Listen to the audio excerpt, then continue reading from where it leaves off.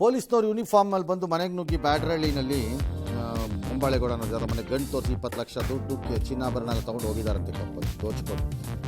ಪೊಲೀಸ್ನವ್ರಿಗೆ case ತೊಗೊಂಡಿದ್ದಾರೆ, mostly ಸಿಗ್ತಾರೆ. ಅಲ್ಲಿ DVR ತಗೊಂಡಿರ್ಬೋದು ಅವರು. ಅಪ್ರೋಚ್ ಮಾಡೋವಾಗಿದ್ದು CCTVಗಳು ಅನ್ಲೆಸ್ ಬೇರೆ ಮೆಥಡ್ ತೊಗೊಂಡಿದ್ದಾರೆ.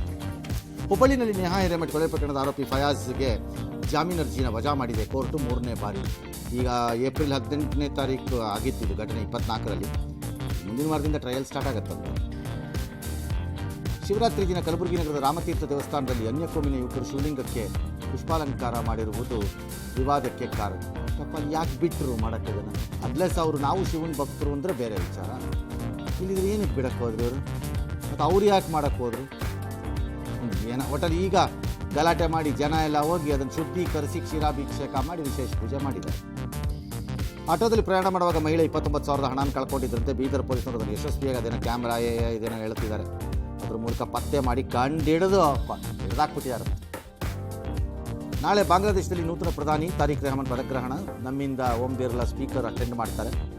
ಮೋದಿ ಕರೆದಿದ್ರು, ಅವ್ರು ಹೋಗ್ತಾ ಇಲ್ಲ, ಬಿಕಾಸ್ ಪಂಚ ಅಧ್ಯಕ್ಷರಿದ್ದಾರೆ ಇಲ್ಲಿ. ನೋಡಬೇಕು ಮುಂದೆ ನಮ್ಮಿಬ್ಬರ ಸಂಬಂಧ ಹೆಂಗಿರುತ್ತೆ ಅಂತ.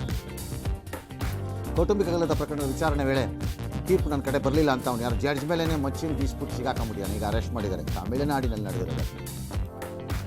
TVK ಸಂಸ್ಥಾಪಕ ನಟ ವಿಜಯ್ ಮೊದಲು ನಟಿ ತ್ರಿಷಾ ಮನೆಯಿಂದ ಹೊರಗೆ ಬರಬೇಕು ಎಂದು BJP ರಾಜ್ಯಾಧ್ಯಕ್ಷ ನೈನಾ ನಾಗೇಂದ್ರನ್ ಎಂಬ ಕಚಡ ಹೇಳಿಕೆ ಕೊಟ್ಟಿದ್ದನಂತೆ.